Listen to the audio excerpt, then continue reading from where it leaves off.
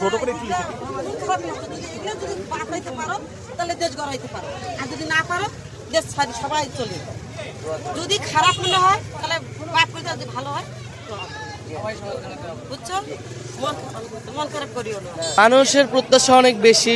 মানুষ মনে করে যে এত ছাত্ররা তরুণরা রক্ত দিয়েছে, কিন্তু আসলে এক বছরে আশানুরূপ ফলাফল তারা পায় না, কিন্তু তারা ফলাফলটা দেখতে চায় এবং তারা নতুন নেতৃত্ব, বিকল্প নেতৃত্ব দেখতে চায়। ফলে আমাদেরকে তারা এতদিন দূর থেকে দেখেছে, এখন যখন কাছে দেখছে বা আমরাও এক সাধারণ মানুষের সাথে এভাবে মেশার সুযোগ হয়নি, এখন এই পদযাত্রার মধ্যে দিয়ে আমরা মানুষের সাথে মিশতেছি। কারণ মানুষের মনের আকাঙ্ক্ষাকে ফুটিয়ে তোলাটাই আসলে রাজনীতি। ফলে তাদের সমস্যা কি, দুঃখ দোষ কি, তাদের প্রতিনিয়ত জীবনযাপনটা কীরকম সেটা আমরা বোঝার চেষ্টা করছি।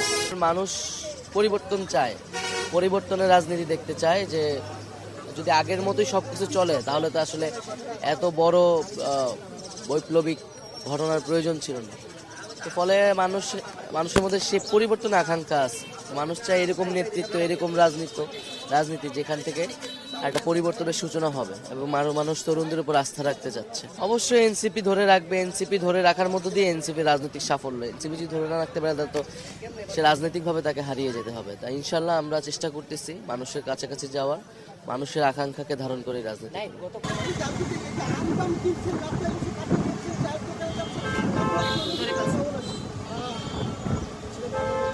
আমরা গতকালকে যখন রংপুরে আসি, আমরা তো স্বাভাবিকভাবে আমাদের একটা প্রত্যাশা ছিল, কিন্তু গতকালকে গাইবান্ধা বলি ওই ভর দুপুরের রোদে মানুষজনকে ঘন্টার পর ঘন্টা অপেক্ষা করতে হয়েছে। যেহেতু আমরা প্রথম দিন এসেছি, সময় আমরা ঠিকমতো ওইভাবে মেনটেন করতে পারিনি, কিন্তু তারপরও রংপুরে প্রায় 3-4 ঘন্টা অপেক্ষা করার পর আপনারা দেখেছেন আমরা প্রায় 15 কিলোমিটার রংপুর বিভাগের রাস্তাগুলোতে পদযাত্রা করেছি।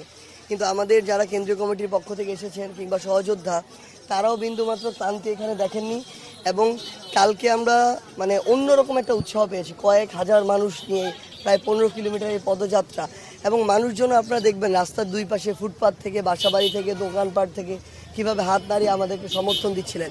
তো আমরা প্রত্যেক দিন আমাদের যখন একটা ক্লান্তি আসে, মানুষের এই আগ্রহ আমাদের ক্লান্তি দূর করিয়ে দেয়। আমরা আজকে আবার বের হয়েছি পূর্ণ নতুন উদ্যমে। আমরা এখন কুড়িগ্রাম যাব, কুড়িগ্রাম থেকে আবার আমরা লালমনিরহাট যাব। 2 জেলা শেষ করে আমরা নীলফামারী গিয়ে রাত্রি যাপন করে কালকে আমাদের দিন শুরু করব। আমরা মনে করি যে প্রত্যেক দিন তার চেয়ে বেশি আমরা তারপরের দিনে সারাটুকু পাবো। বাসনাটুকু আসলে নিরাপদে থাকা, জীবনের যে বেসিক চাহিদাগুলো আছে সেগুলো যাতে ফুলফিল হয় অ্যাজ আ সিটিজেন, সেটাই চাওয়া। এখন হয়তো আমরা রাষ্ট্র সংস্কার, সংবিধান অনেক কঠিন কঠিন কথা বলি, কিন্তু চাওয়াগুলি কিন্তু খুবই সরল। যে আমি যখন আমার সদর হাসপাতালে গেলে যাতে আমার চিকিৎসাটা হয়, আমাকে যাতে অন্য কোথাও গিয়ে আমার চিকিৎসাটাতে দেরি হচ্ছে বা হচ্ছে না এটা যাতে না হয়, সিট পেতে গেলে কাউকে চিনতে হবে এটা যাতে না হয়, আমার বাচ্চারা যে স্কুলে পড়তেছে সেই স্কুলে যাতে ভালো শিক্ষার মান থাকে, এগুলো আসবে যখন আমাদের প্রতিষ্ঠানগুলো ঠিক হবে। এই চাওয়াটাই আমরা বারবার শুনতে পাচ্ছি। ছোট ছোট স্কুলের বাচ্চাদের সাথে কথা বলছি, তখন ওরা ওদের স্বপ্নগুলো বলছে, ইঞ্জিনিয়ার হতে চায়, দেশ সেরা বিশ্ববিদ্যালয়ে পড়তে চায়। তো স্বপ্নগুলো আমাদের সবার মতোই, কিন্তু যাতে রাষ্ট্র কোনো বৈষম্য না করে, রাষ্ট্রের যে অধিকারগুলো তাদের পাওয়ার কথা সেটা যাতে তারা পায়।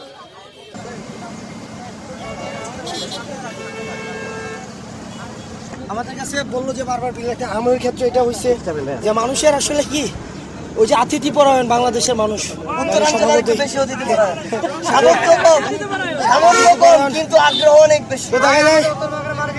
তাদের সামর্থ্য দিয়ে দেখা যায় কি জাম দিচ্ছে, কাঁঠাল দিচ্ছে। তো এটাকে আমরা প্রথমে কিনতে চাইছিলাম, কিন্তু তারা টাকা রাখে না। যখন দেখে যে আমরা আসছি টাকা রাখে না। তো বাংলাদেশের মানুষ স্বভাবতই আতিথি পরায়ণ। আসলে আমাদের সবারই এই কালচারাল গ্যাঞ্জাম বাদ দিয়ে মানুষের কাছে যাওয়া উচিত। ওই যে এসি রুমে বসে আমরা কালচারাল গ্যাঞ্জাম করি, তারপরে হুদায় ইউজলেস কিছু ক্যাচাল আছে আমাদের, এগুলা আলটিমেটলি আমাদের মধ্যে বিভাজন বাড়ায়। সমস্যা তৈরির গ্যাঞ্জাম না করে মানুষের সমস্যার সমাধানের জন্য গ্যাঞ্জাম করা উচিত। মানুষের চলে আসে আনন্দকে আন্দোলনের অংশ।